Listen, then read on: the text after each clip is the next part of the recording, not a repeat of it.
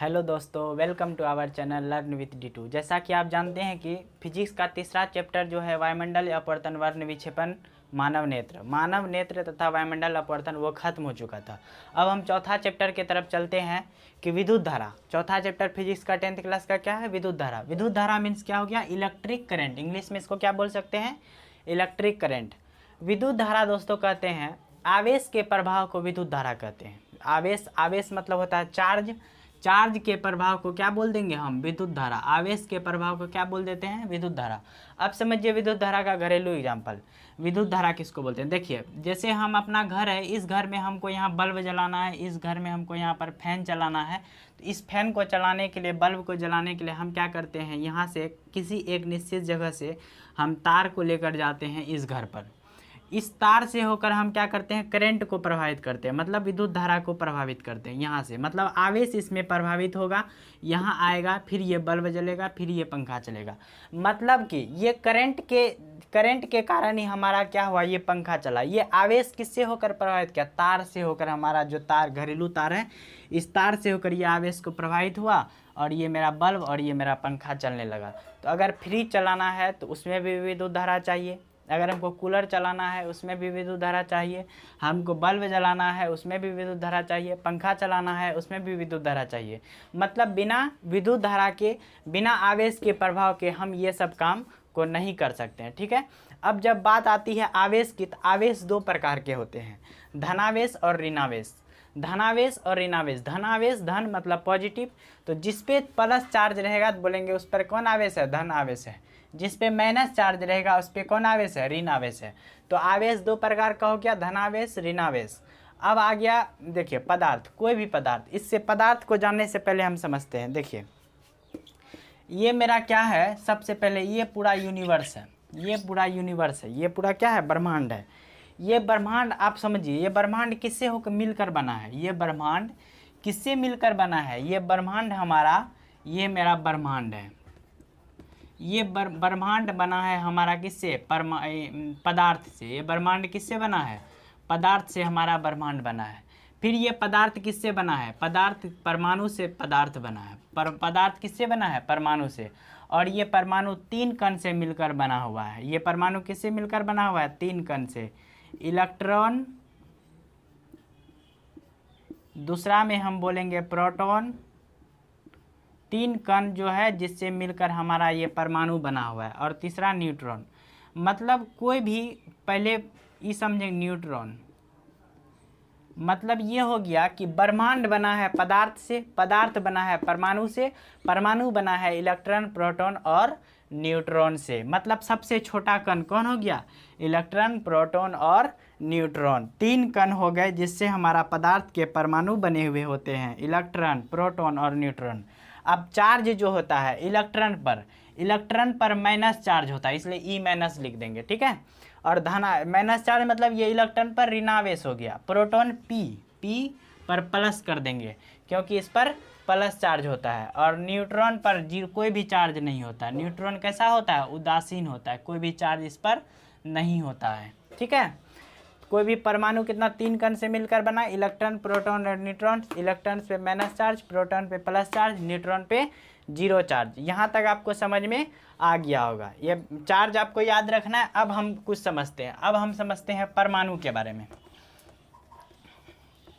ये हमारा परमाणु किस तरह से होता है? देखिए ये परमाणु हमारा इस तरह से गोल, ये मेरा परमाणु इतना बड़ा नहीं होता है। जब इसको देखेंगे सूक्ष्मदर्शी से, टेलीस्कोप से, तो ये कैसा दिखेगा? इतनुकुना है। और ये इसका बड़ा साइज करके, जैसे आप लोग कोई भी फिगर जूम करते हैं, जूम किए ना, वही एक मतलब कि यंत्र से क्या किया, इसको जूम करके देखा गया कि परमाणु हमारा इस तरह से है। और इस परमाणु के बीच में इसको नाभिक कहते हैं। इसको क्या कहते हैं? नाभिक। और ये परमाणु इस तरह से, जितना कक्षा इसमें दे सकते हैं इसमें दे सकते हैं। और बीच में हमारा क्या है? नाभिक। प्रोटॉन और न्यूट्रॉन कहाँ रहता है? नाभिक में। प्रोटॉन और न्यूट्रॉन कहाँ रहता है? नाभिक में। इलेक्ट्रॉन कहाँ रहता है? इलेक्ट्रॉन कक्षा के चारों ओर क्या करता है? घूमते रहता है। इलेक्ट्रॉन कक्षा के चारों ओर क्या करता है?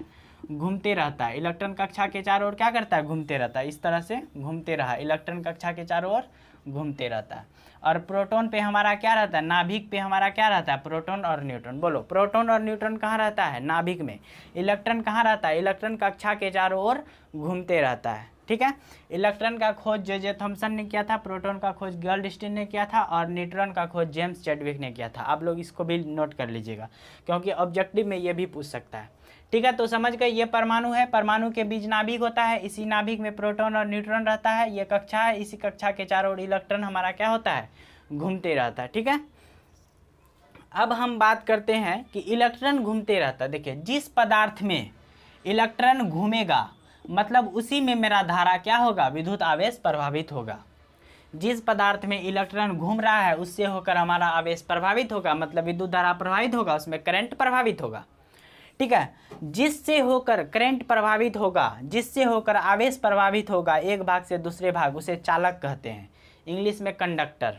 ठीक है, अब विद्युत रोधी किसको बोलेंगे, जिससे होकर आवेश एक भाग से दूसरे भाग तक नहीं प्रभावित होगा, उसे विद्युत रोधी कहेंगे। ठीक है, पदार्थ दो प्रकार का, चालक और विद्युत रोधी। चालक क्या बोले, वैसे पदार्थ जिनसे होकर आवेश एक भाग से दूसरे भाग तक जाएगा उसे कहते हैं चालक, और विद्युत रोधी जिनसे होकर आवेश एक भाग से दूसरे भाग तक नहीं जाएगा उसे कहते हैं विद्युत रोधी। चालक में आपका जितना भी धातु आ जाएगा उस वो सब चालक के उदाहरण में आएंगे, जैसे तांबा, लोहा, ये सब किस में आ जाएगा, चालक में। और एक ग्रेफाइट धातु होता है जिसमें कि मतलब कि करंट प्रभावित होता है। और हमारा मानव का शरीर, जानवर का शरीर, ये सब में क्या है, धारा को प्रभावित होता है। क्यों, क्योंकि इसमें भी इलेक्ट्रॉन मूव करता है। और विद्युत रोधी में ले लीजिए आप सूखा, मान लीजिए सूखा बांस, ये सबसे महत्वपूर्ण एग्जाम्पल है। सूखा बांस से क्या होगा, करंट प्रभावित नहीं होगा। लकड़ी, इससे क्या होगा, करंट प्रभावित नहीं होगा। और उसके बाद आप इसमें लकड़ी बोल सकते हैं। उसके बाद और एक चीज़ और बोल, इसमें और लिख दीजिए कि मोम से होकर करंट प्रभावित नहीं होगा। तो करंट प्रभावित किससे होगा, किससे नहीं होगा, ये समझ में आ गया होगा। अब हम बात आते हैं, इसमें थोड़ा सा समझते हैं। अब हम समझते, एक एग्जाम्पल लेते हैं, इसको मिटा करके।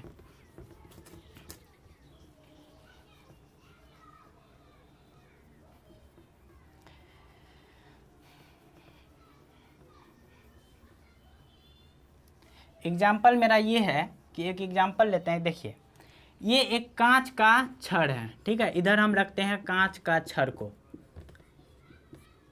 और इधर रखते हैं हम रेशम के कपड़े। दो चीज़ को रखिए। कांच का छड़ को जब रेशम के कपड़े से हम क्या करते हैं, रगड़ करते हैं। जब कांच का छड़ को रेशम के कपड़े से रगड़ते हैं तो कांच का छड़ का जो इलेक्ट्रॉन है, कांच का छड़ का इलेक्ट्रॉन जो है, ये इलेक्ट्रॉन इस पे आके जुड़ जाता है। जब कांच के छड़ को रेशम के कपड़े से रगड़ते हैं तो कांच का छड़ का इलेक्ट्रॉन रेशम के कपड़े में चला जाता है। जो इलेक्ट्रॉन को दिया, यहाँ पर इलेक्ट्रॉन कौन दे रहा है, देखिए कांच का छड़, जो इलेक्ट्रॉन को दिया उस पे आएगा प्लस चार्ज। इलेक्ट्रॉन को कौन दे रहा है, यहाँ पर कांच का छड़। ऐसा बहुत सारा एग्जाम्पल ले सकते हैं। यहाँ पर कांच का छड़, रेशम का कपड़ा लिए, कांच का छड़ को रेशम के कपड़े से रगड़े, तो यहाँ पर इलेक्ट्रॉन कौन दे रहा है, इलेक्ट्रॉन दे रहा है कांच का छड़, तो यहाँ पर प्लस चार्ज आएगा। जो इलेक्ट्रॉन को दिया उस पर प्लस चार्ज, लिया कौन, रेशम का कपड़ा, इस पर माइनस चार्ज। जो लिया उस पर प्लस चार्ज, जो दिया उस पर प्लस चार्ज, जो लिया उस पर माइनस चार्ज। देखिए, इसके पास ज़्यादा था, दे दिया, जो भाई एकदम को इतना दे दिया, मतलब ये प्लस में है कि तो हमारा कुछ खत्म हो जाएगा जिससे बाद में ले लेंगे, मतलब समझिए आप। तो जो दिया वो मतलब प्लस में है, ये बेचारा लेने वाला, हम आपसे लिए कुछ तो हमको कर्जा चढ़ा ना, कर्जा हम माइनस में चल रहे हैं तो माइनस चार्ज, ये लेने वाला है तो माइनस चार्ज। अब एक एग्जांपल समझिए, देखिए NaCl। अब हम थोड़ा सा केमिस्ट्री का आते हैं। NaCl ये किस तरह से बॉन्ड बनाता है समझिए। ये इधर सोडियम है, इधर क्लोरीन है। सोडियम का बाहरी कक्षा, पहले इलेक्ट्रॉनिक विन्यास लिखिए 281, इसका इलेक्ट्रॉनिक विन्यास लिखिए 287। हमेशा बॉन्ड बनाने में बाहरी कक्षा का इलेक्ट्रॉन भाग लेता है। ठीक है, अब ये बोल रहा है भाई मेरे पास एगो है, ये बोल रहा है मेरा बाहरी कक्षा में 7 गो है।